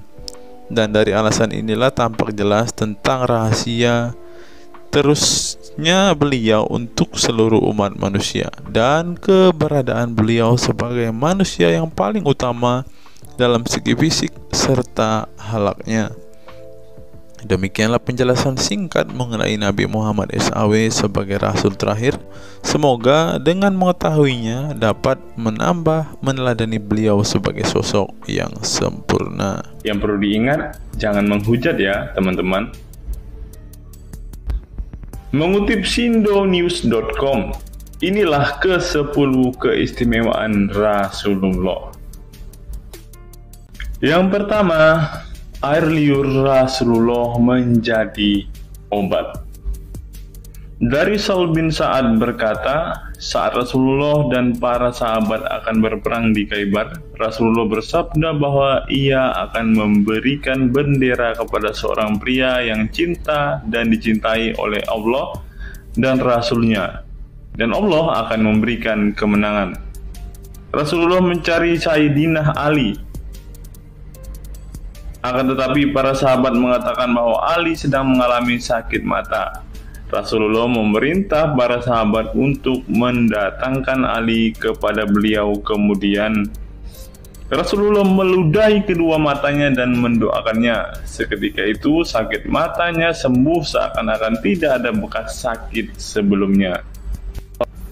Kemudian sahabat Khalid bin Ali mengaku pernah digigit kalajengking di kakinya. Lalu Nabi meludahi kakinya dan mengusapnya. Seketika hilang sakit dan berhenti darahnya keluar. Khalid bin Ali mengatakan, aku digigit oleh kalajengking ketika aku di dekat Nabi Muhammad, lalu beliau meludahi kakiku dan mengusapnya. Yang kedua, rambut beliau membawa berkah. Sahabat Khalid bin Walid radhiyallahu anhu tak pernah kalah di medan perang. Di setiap perang, Khalid selalu meraih kemenangan dan membuat nyali musuh ketakutan. Ternyata penyebabnya tak lepas dari keberkahan rambut Nabi Muhammad yang selalu dia bawa ketika perang. Rambut beliau juga dijadikan sebagai obat bagi orang sakit. Yang ketiga, keringat Nabi Muhammad menjadi minyak wangi.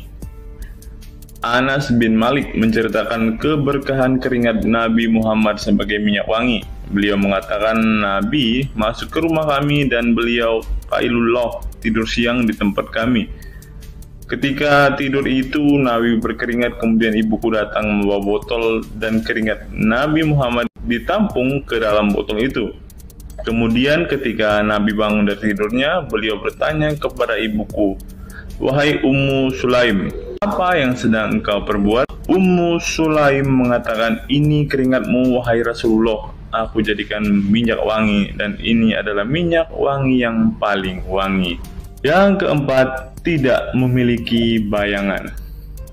Asyadid Muhammad bin Alawi Al-Maliki dalam kitabnya Mafahim Yazid Antus Hahaha menyebut di antara kekhususan Nabi Muhammad adalah tidak memiliki bayangan. Karena memang beliau adalah cahaya dan cahaya tidak pernah memiliki bayangan. Nabi tidak memiliki bayangan meskipun ada sinar matahari. Ini didukung oleh doa Nabi yang meminta kepada Allah untuk dijadikan sebagai cahaya.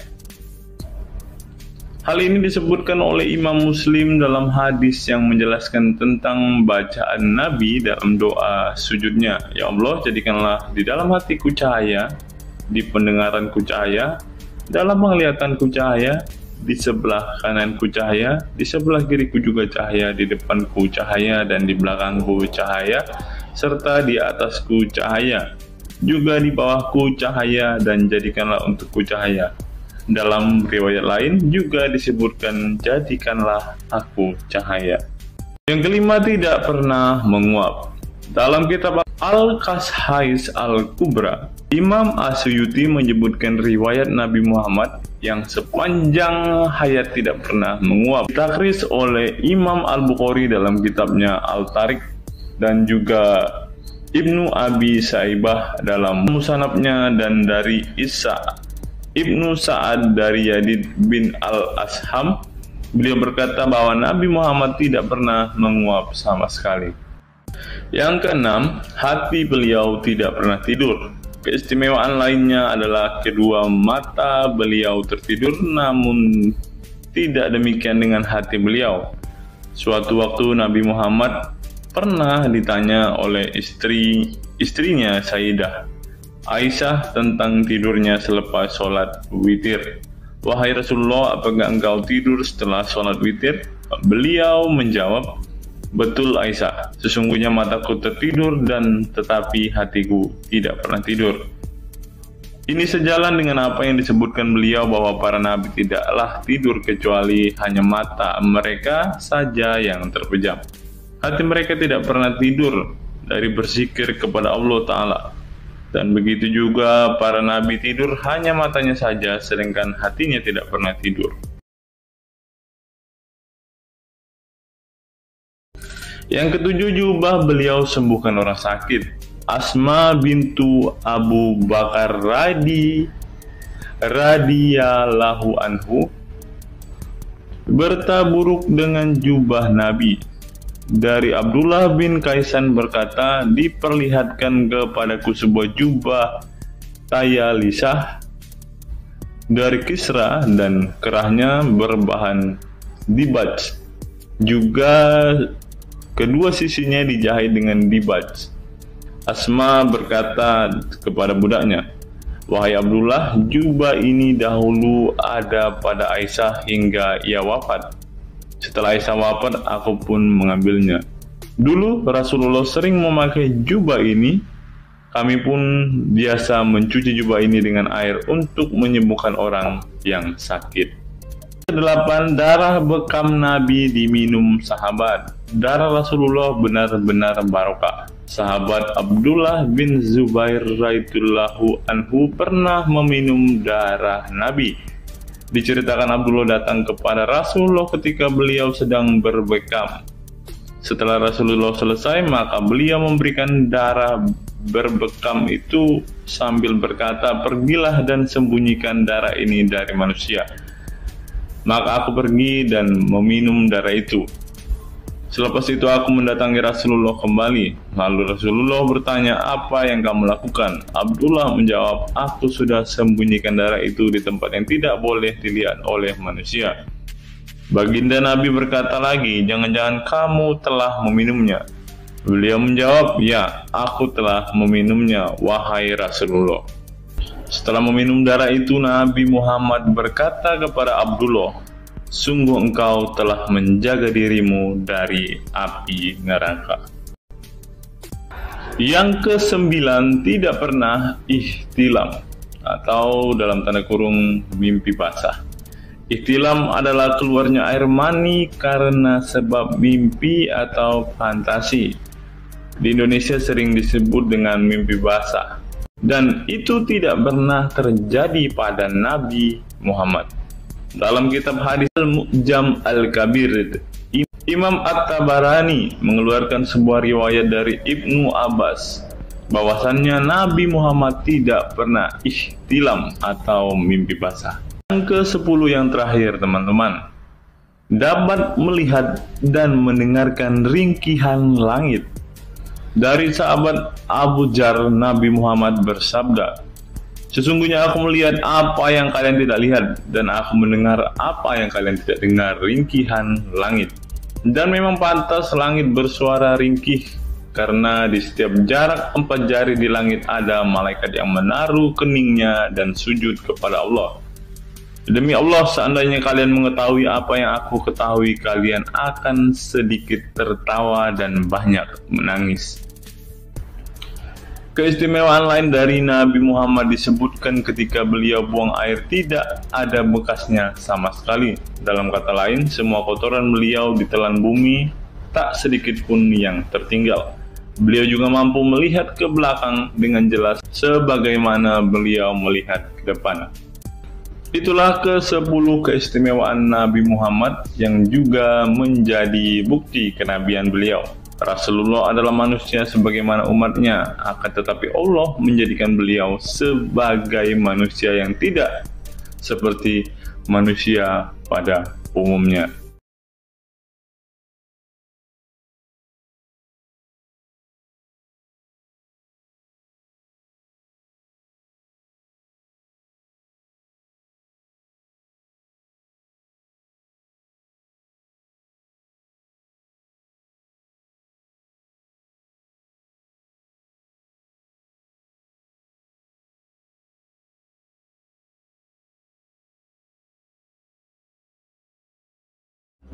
Hari ini kita akan menyimak sebuah kisah yang saya kutip dari sebuah artikel yang akan menggemparkan kita semua. Karena kisah ini berisi sebuah cerita tentang para sahabat Nabi Muhammad yang katanya masuk surga. Bagaimana mungkin para sahabat ini bisa masuk surga? Sedangkan junjungan mereka sendiri pun tidak mempunyai kepastian surga. Seperti yang diungkap Bapak Quraisy Shihab berikut ini. Tidak benar, saya ulangi, tidak benar bahwa Nabi Muhammad sudah dapat jaminan surga. Mendengar apa yang dikatakan Bapak Quraisy Shihab tadi, jelaslah bahwa Rasulullah pun tidak pasti masuk surga. Bagaimana mungkin para sahabat masuk surga jika sang junjungan sendiri tidak punya kepastian surga? Memang sedikit aneh sih teman-teman. Nabi tidak pasti masuk surga, tapi para sahabat masuk surga. Mungkinkah para sahabat lebih baik dari sang Nabi? Untuk itu, mari kita simak kisah para sahabat Nabi berikut ini dan temukan alasan mengapa mereka bisa masuk surga. Kisah sahabat Nabi Muhammad SAW yang dijamin masuk surga oleh Allah SWT. Semua manusia pasti menginginkan masuk surga Allah SWT, namun tidak semua jiwa bisa masuk surga. Ada banyak tantangan dan perjalanan yang sangat panjang yang harus dihadapi umat Islam hingga mendapat kesempatan Allah SWT untuk masuk surga. Itu juga belum tentu langsung masuk surga. Mungkin harus ke neraka untuk menghapus dosa-dosa terlebih dahulu. Meski demikian, kita bisa belajar dari kisah sahabat Nabi Muhammad SAW yang dijamin masuk surga Allah. Mereka tidak begitu saja mendapat tempat yang keindahannya kekal abadi. Berbagai ujian keimanan dan fisik dalam mengarungi kehidupan mereka di jalan Allah SWT. Siapa sajakah sahabat Nabi SAW yang dijamin masuk surga? Simak selengkapnya dalam ulasan berikut ini. Kisah sahabat Nabi Muhammad SAW yang dijamin masuk surga. Dalam sebuah hadis terdapat 10 sahabat Nabi SAW yang masuk surga. Hadis tersebut berasal dari Abdurrahman bin Auf radhiyallahu anhu. Ia berkata, Rasulullah SAW bersabda. Adapun kisah 10 sahabat Nabi yang dijamin masuk surga yang dikutip dari buku biografi 10 sahabat Nabi yang dijamin masuk surga karya Sujai Fadil 2020. Yang pertama, Abu Bakar As-Siddiq. Abu Bakar As-Siddiq dikenal sebagai manusia terbaik setelah Nabi Muhammad SAW. Beliaulah orang pertama yang beriman kepada Nabi SAW, menemaninya dan membenarkan perkataannya. Ketika Nabi Muhammad SAW meninggal dunia, beliaulah yang dipilih menjadi imam dan melanjutkan kepemimpinan sebagai khalifah. Yang kedua, Umar bin Khattab. Sahabat Nabi Muhammad SAW selanjutnya yang dijamin masuk surga adalah Umar bin Khattab. Dedikasi beliau kepada agama Islam sangatlah besar. Walaupun sebelum ia memutuskan untuk beriman kepada Nabi Muhammad SAW, ia ingin membunuhnya. Setelah masuk agama Islam, Umar bin Khattab menjadi orang yang paling berani dan mendapat gelar Al-Furuq yang memiliki arti pembeda antara yang benar dan yang salah. Yang ketiga, Utsman bin Affan. Utsman bin Affan merupakan saudagar kaya raya, namun kekayaan tersebut tidak membuatnya sombong, namun kebalikannya. Utsman menggunakan hartanya untuk zakat, sedekah, dan infak. Setelah meninggalnya Umar bin Khattab, beliau melanjutkan kepemimpinannya dan juga melanjutkan tugas untuk menyusun mushaf Al-Quran. Yang keempat, Ali bin Abi Thalib. Ali bin Abi Thalib merupakan sepupu dari Nabi Muhammad SAW, sehingga beliau banyak belajar Islam dari usianya sejak kecil. Ali bin Abi Thalib pernah ditinggal Nabi Muhammad SAW saat perang Tabuk untuk menjaga para wanita dan anak-anak. Setelah meninggalnya Utsman bin Affan, beliau meneruskan kepemimpinannya. Namun di masa kepemimpinannya banyak sekali pertentangan dan perpecahan kelompok dengan pemikiran masing-masing. Talhah bin Ubaidillah, meski tak seterkenal para khulafaur rasyidin, namun beliau merupakan sosok perlindung bagi Nabi Muhammad dalam perang Uhud dengan menangkis anak panah dengan tangannya hingga kehilangan jari-jarinya. Selain itu, Thalib bin Ubaidillah disanjung karena kebaikan hati dan sedekah beliau. Yang keenam, Zubair bin Awam. Zubair bin Awam merupakan orang pertama yang berani mencabut pedangnya di jalan Allah SWT saat ia menduga ada orang musyrik yang sewenang-wenang kepada Nabi Muhammad SWT. Perjuangannya untuk masuk ke Islam tidaklah mudah. Beliau sempat disiksa oleh pamannya sendiri agar tidak mengikut Nabi Muhammad SAW. Yang ketujuh, Abdurrahman bin Auf. Abdurrahman bin Auf merupakan seorang saudagar yang kaya raya. Walaupun seorang yang berlimpah harta, beliau banyak menggunakan hartanya untuk kaum muslimin. Ketika mendengar bahwa dirinya akan masuk surga, Abdurrahman bin Auf khawatir apakah layak masuk surga dan merasa dirinya bukanlah siapa-siapa. Yang kedelapan, Sa'ad bin Abi Waqqas. Sa'ad bin Abi Waqqas merupakan paman Nabi Muhammad SAW dari ibunya. Ketika mendengar Islam di Mekah, Sa'ad langsung menghampiri Nabi Muhammad SAW untuk beriman kepada Allah SWT dan Rasulnya. Sa'ad bin Abi Waqqas merupakan orang pertama yang meletakkan anak panah di jalan Allah SWT. Beliau juga dipilih menjadi komandan perang Qadisiyah dan diangkat menjadi gubernur Kufah di masa kepemimpinan Utsman bin Affan. Yang kesembilan, Sa'id bin Zaid. Apabila seseorang yang mampu membuat Umar bin Khattab yang keras bisa masuk ke dalam Islam, beliau adalah Sa'id bin Zaid dan istrinya Fatimah bin Khattab. Beliau mengadakan pertemuan di Darul Arqam dan sebelumnya menyampaikan dakwah di dalamnya. Sa'id bin Zaid tidak pernah absen dari peristiwa penting dan peperangan bersama Nabi Muhammad SAW kecuali di perang Badar. Yang ke-10, Abu Ubaidah bin Zarah. Abu Ubaidah bin Zarah merupakan seorang sahabat Nabi Muhammad yang lemah lembut namun cekatan. Beliau termasuk salah satu generasi pertama yang masuk Islam. Ketika perang Uhud, dua gigi depannya copot, malah tampilan dirinya makin bagus. Giginya ompong dikarenakan ia mencabut dua rantai yang masuk melalui lubang kancing topi besi di wajah Nabi Muhammad SAW karena terkena tebasan. Dari 10 kisah tadi, semua sahabat Nabi itu terkenal dengan perbuatan baiknya. Apakah standar umat muslim masuk surga adalah dengan berbuat baik? Perbuatan baik tentu tidak dapat menyelamatkan. Seorang ustadz pernah berkata seperti ini. Mengantarkan kita masuk ke surga itu bukan amal perbuatan kita. Kita semua masuk ke dalam surga Allah kelak itu lantaran mendapat anugerah dari Allah dan mendapat rahmat dari Allah. Jadi bukan karena amal ibadah kita. Apa tanggapan teman-teman setelah menyimak kisah ini?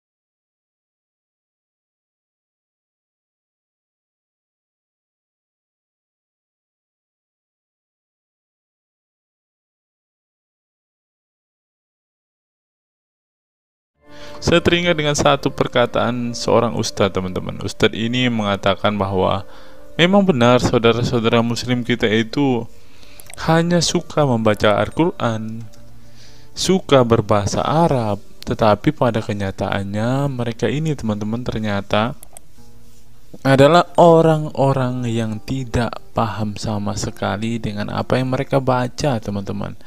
Dan akhirnya Ustadz ini mengatakan bahwa saudara-saudara muslim kita ini seperti keledai, teman-teman. Mari kita dengarkan apa yang disampaikan Ustadz ini. Kita bangga menghafal Al-Quran tapi tidak memahami Al-Quran. Senang mengulang berbahasa Arab tapi tidak mengerti bahasa Arab. Suka membaca Al-Quran tapi tidak memahami maknanya. Akhirnya apa? Menjadi keledai di Indonesia.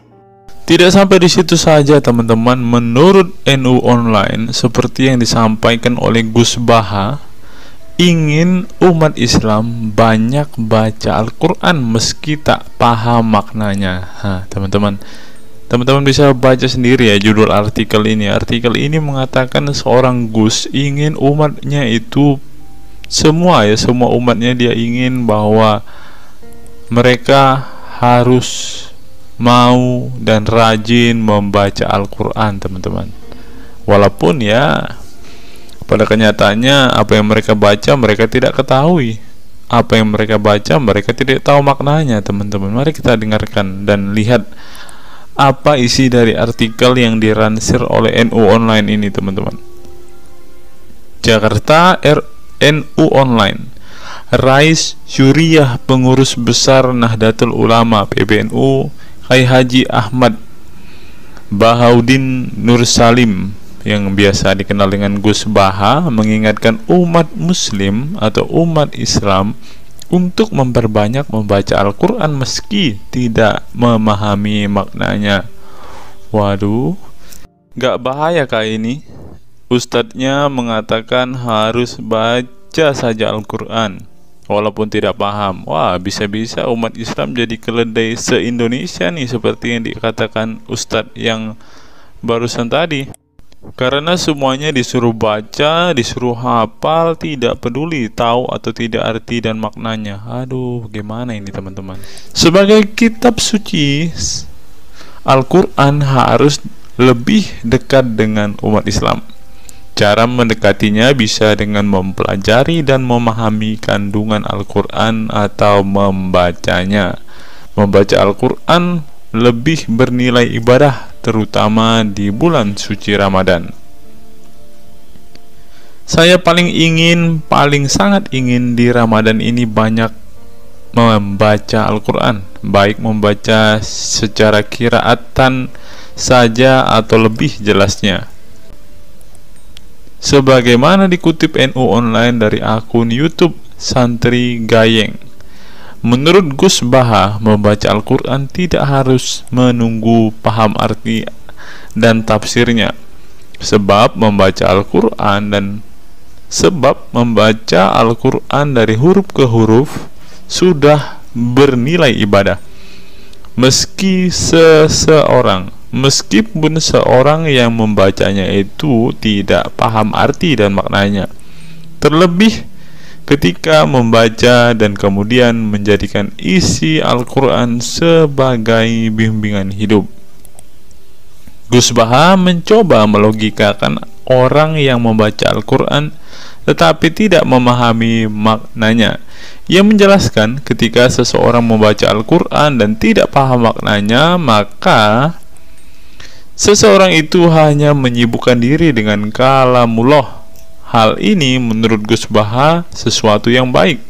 Tetapi Ustadz yang tadi mengatakan kalau hanya bisa membaca tetapi tidak ngerti maknanya, mereka sama dengan keledai di Indonesia. Nah, sekarang umat muslim bingung nih harus ngikutin yang mana, mau jadi keledai atau hanya menjadi pembaca tetapi tidak tahu apa-apa nih. Lanjut, teman-teman. Efek dari kesibukan dengan kalamullah itu pasti tidak melakukan maksiat.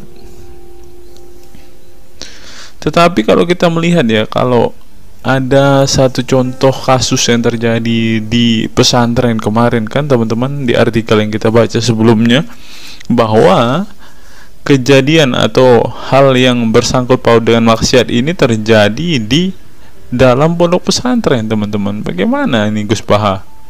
Kalau Anda mengatakan bahwa ketika orang sibuk dengan membaca Al-Quran dengan kesibukan membaca kalamullah dan bisa terhindar dari melakukan hal-hal maksiat, tapi kok di pondok pesantren malah terjadi maksiat nih, Gus Baha, bagaimana ini? Lanjut, saya beri contoh, meskipun membaca saja dan tidak paham artinya, itu tetap baik.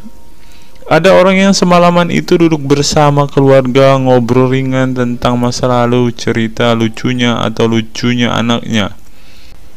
Pada malam itu ditulis oleh malaikat bahwa keluarga ini tidak maksiat, tidak dugem, tidak narkoba, dan tidak ke tempat maksiat, jelasnya.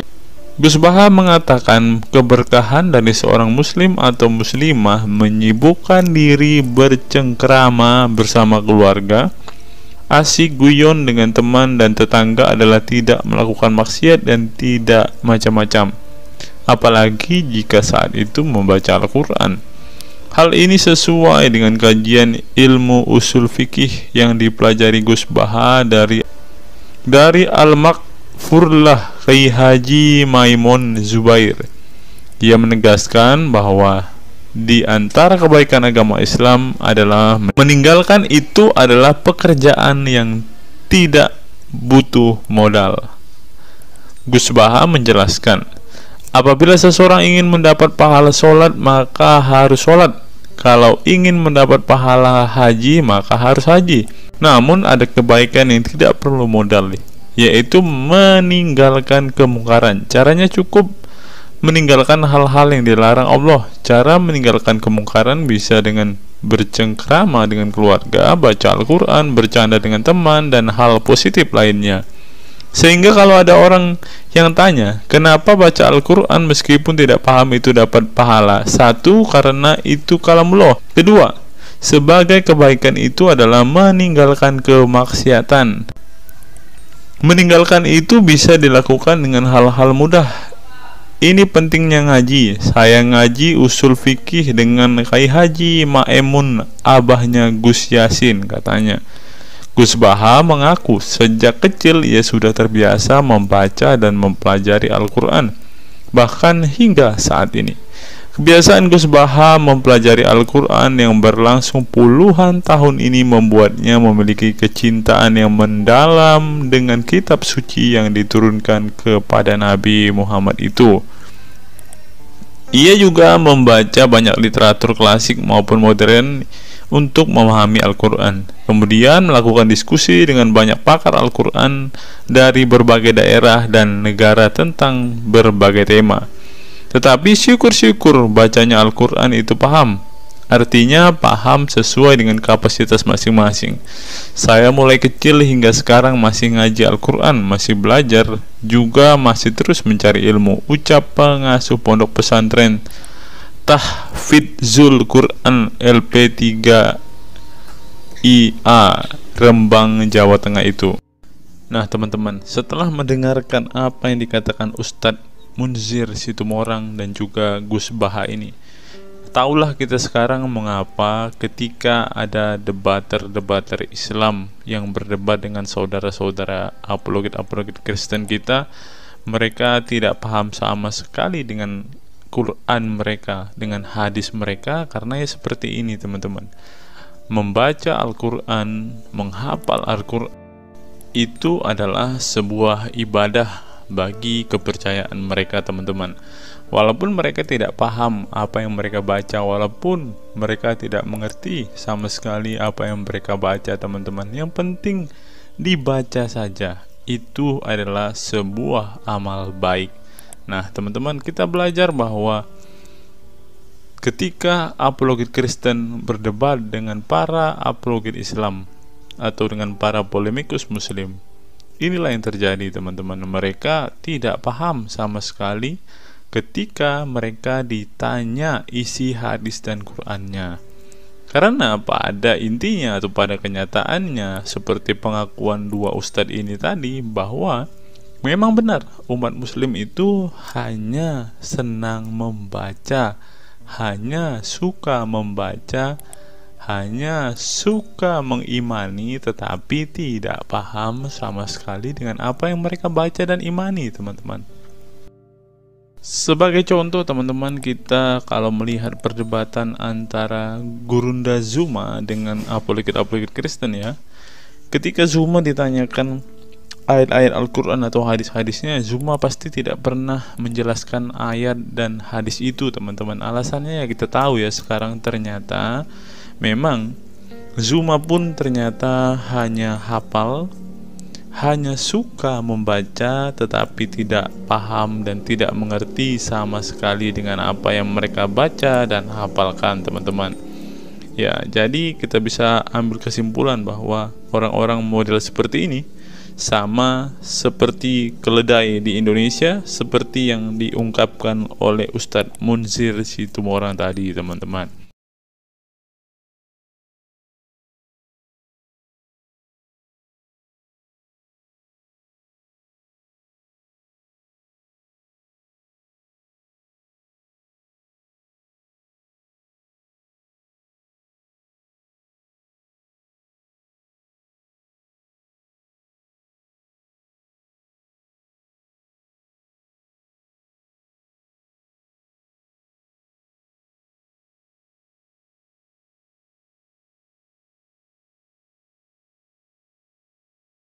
Fenomena pemurtadan dan kelompok Islam radikal. Sejumlah sarjana Islam mengemukakan hukuman seorang murtad adalah hak prerogatif Tuhan, bukan wewenang manusia. Masalah pemurtadan selalu menjadi isu penting dalam sejarah wacana keislaman. Dalam Islam, tindakan atau sikap seseorang muslim meninggalkan agama Islam, baik dengan perkataan maupun dengan perbuatan, disebut dengan ridah atau irtidad dalam bahasa Arab. Dan orang muslim yang melakukan tindakan ini disebut murtad. Nah, seperti yang dikatakan oleh Yakut tadi teman-teman, dengan mengatakan toa itu seperti gonggongan anjing, dia sudah murtad teman-teman. Itulah sebabnya saudara-saudara muslim menganjurkan dia untuk istighfar dan mengucapkan 2 kalimat syahadat kembali. Lanjut. Seorang dikatakan murtad belum tentu mereka pindah atau konversi ke agama baru. Bisa juga mereka kemudian memilih untuk tidak beragama, menjadi sekuler, ateis, agnostik, dan lain sebagainya. Masalah pemurtadan ini bukan hanya diskursus dan fenomena eksklusif dalam Islam saja, tetapi juga dalam agama-agama lain ya. Ada banyak pendapat di kalangan sarjana muslim tentang status ridah dan bagaimana seharusnya memperlakukan seorang murtad. Ada yang berpendapat ridah adalah masalah kepolitikan, bukan masalah teologi keagamaan, sehingga orang yang keluar dari Islam murtad tidak perlu dikenai hukuman apapun, termasuk hukuman pembunuhan. Karena itu akan bertentangan dengan doktrin Islam dan Al-Quran yang menggaransi kebebasan bagi seseorang untuk beriman dan beragama atau tidak beriman dan tidak beragama. Bagi mereka, sejarah hukuman pembunuhan bagi orang-orang yang keluar dari Islam lebih mengacu pada fenomena dan alasan sosial politik belaka. Dengan kata lain, kata murtad bagi mereka mengacu pada pengertian pembangkangan politik ketimbang pemberontakan teologis. Tak ada konsensus mengenainya. Tetapi ada pula yang berargumen bahwa masalah pemurtadan adalah masalah teologi keagamaan, sehingga orang yang mendeklarasikan diri keluar dari Islam harus dihukum bunuh seperti yang dipraktikkan oleh generasi Islam pasca wafatnya Nabi Muhammad. Menariknya, sejumlah sarjana Islam terkemuka, baik klasik maupun kontemporer, baik Sunni maupun Syiah, sebut saja seperti Muhammad bin Ahmad al-Saraki, Abu al-Walid al-Baji, Ibrahim al-Naqi, Ibnu al-Human, Buharuddin al-Mahinani, hingga Ali Goma, Husin Ali Mutazir, Zafed Ahmad Gamidi, dan Torik Ramadan menyatakan tidak ada konsensus dari para ulama tentang hukuman bunuh bagi seorang murtad. Mereka juga menegaskan bahwa hukuman seorang murtad adalah hak prerogatif Tuhan, bukan wewenang manusia. Nah, sekarang kalau kita melihat, ada seorang ustadz mengatakan, siapa namanya itu, Abdul Somad bilang, Bagi yang murtad darahnya halal. Nah, gimana ya dengan Abdul Somad ini teman-teman? Dia sudah tidak menghidupi apa yang diajarkan oleh pendahulu-pendahulunya teman-teman. Lanjut, masalah sejarah dan fenomena pemurtadan dalam Islam ini dengan baik dikupas oleh Abdullah Said dalam Freedom of Religion, Apostasy and Islam, atau Taha Jabir Al-Wani dalam Apostasy in Islam, A Historical and Scriptural Analysis.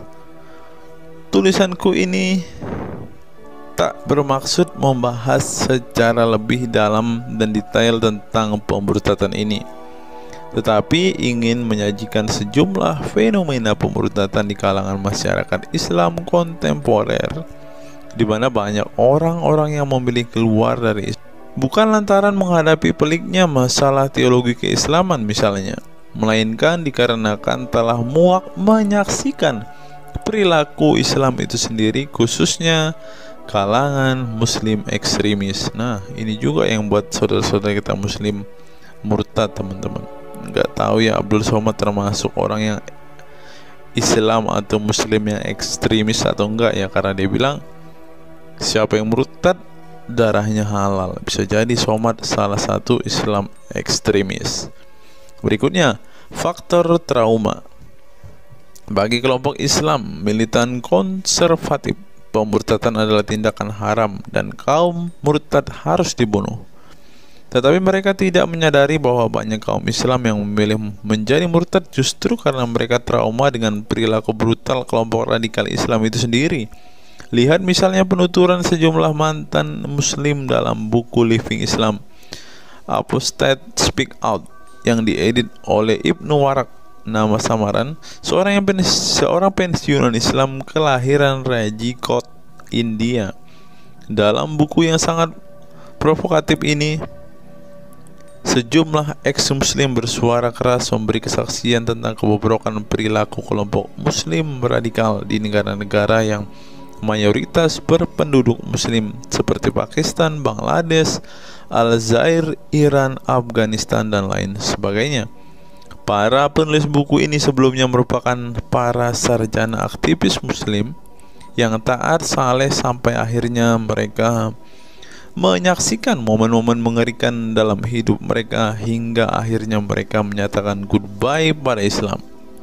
Lihat teman-teman, mereka ini adalah saksi keekstriman Islam teman-teman.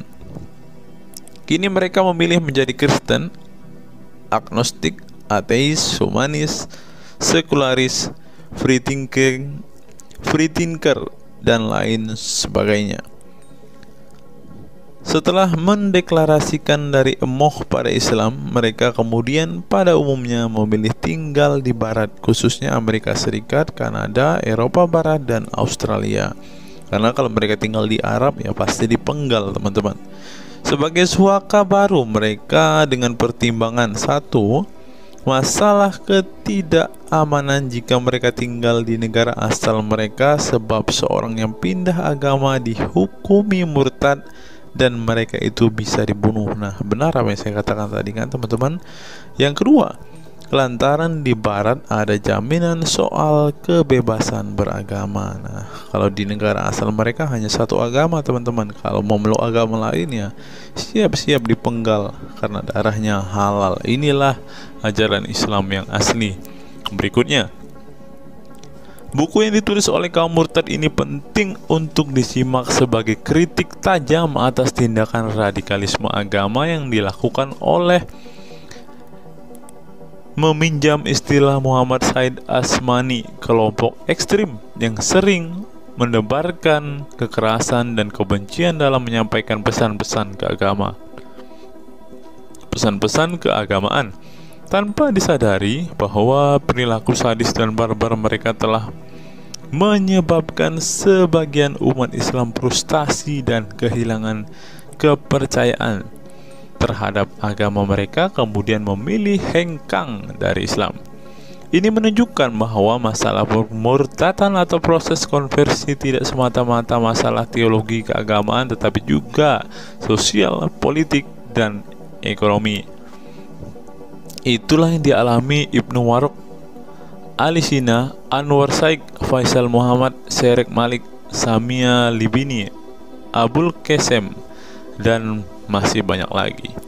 Semula mereka adalah para pemeluk Islam saleh yang kemudian memilih keluar dari agama ini setelah mereka mengalami dan menyaksikan peristiwa tragis dalam sejarah hidup mereka. Simak misalnya penuturan Ali Sina dalam Why I Live Islam, My Passage from Faith to Enlightenment. Ali Sina yang masih keturunan Ayatollah Iran ini menuturkan pengalaman getir hidupnya menyaksikan serangkaian horor di negaranya Iran. Dia mengatakan sejak Ayatollah Khomeini berhasil menggulingkan diktator Shah Reza Pahlavi pada tahun 1979, segera ia mengganti ideologi sekuler negara dengan ideologi Islami yang tunduk sepenuhnya pada otoritas Khomeini. Masih menurut Ali Sina, alih-alih ingin menegakkan kedaulatan Tuhan, dalam praktiknya yang terjadi justru penegak kedaulatan Khomeini, di mana melalui agen rahasianya yang bernama Saza Mene Ate Laat Fa Amniate Keskharar, yang disingkat Sefak, dia dan para pendukungnya menghancurkan siapapun yang tidak mau tunduk pada otoritas politik keagamaannya, termasuk bekas sekutunya. Maka pada saat Imam Khomeini berkuasa, kata Sina, nyawa pun menjadi sangat murah. Ribuan orang Irak dibunuh sebagai efek perang teluk antara Iran-Irak. Ribuan pengikut Bahai Faith disiksa dengan tuduhan murtad, dan ribuan penduduk Iran yang menolak otoritas politik dan agama sang imam dipenjara. Nasib kaum perempuan lebih tragis lagi. Sebelum dibunuh, mereka diperkosa oleh tentara syariat dengan alasan sebagai imbalan pembangkangan kepada sang Ayatollah sekaligus tiket menuju surga. Oh, ngeri teman-teman, tiket menuju surga. Peristiwa tragis semasa rezim Khomeini ini membuat Ali Sina trauma dan kehilangan kepercayaan terhadap Islam sehingga ia memilih murtad. Sekarang ia mendirikan Faith Freedom Foundation untuk mengadvokasi orang-orang yang ingin meninggalkan Islam.